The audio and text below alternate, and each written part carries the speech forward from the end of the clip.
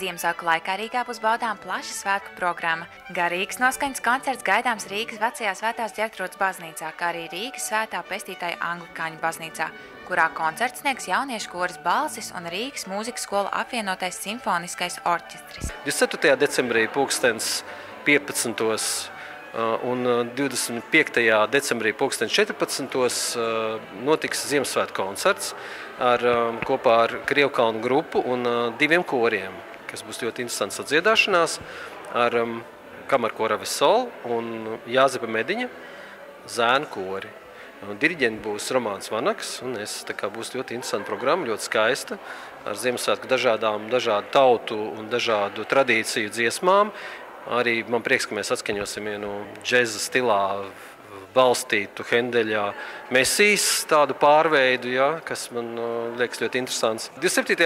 decembrī mums koncerts ir Svētā Jāņa baznīcā ar Johana Sebastiana Baha Ziemassvētku oratorijas fragmentiem, kurā piedalīsies soprāns Evija Martinsona, tenors Mārtiņš Zvīguls, alts Laura Grecka un baritons Kalvis Kalniņš, kamerkoris Avesol, Vidzemes kamerorķestris.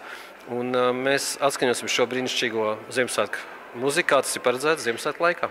Tāpat iedzīvotājs gaida koncertos pilsētas apkaimēs, kultūras centrā Imanta, solista Madara dziedātāja un Miervaldes Jeņš apmeklētājs priecēs Ziemassvētku koncertā Viss sākas ar mīlestību. Savukārt Ķīpseles hallē notiks tradicionāli Rīgas Ziemassvētku koncerti. Koncerti būs 2, 25. decembrī pulkstens 3 un 26. pulkstens 5. Būs 2 kori, koris Aura un 2. gimnāzijas. Jauktais koris, kurus ikdienā vada diriģents Edgars Vītols. Un šajos Ķīpseles koncertos diriģenta gods ir uzticēts man. Būs Vidzemes kamerorķestris ar pieaicinātiem klāt muziķiem. Un, protams, ka jāpiemina ir noteikti solisti.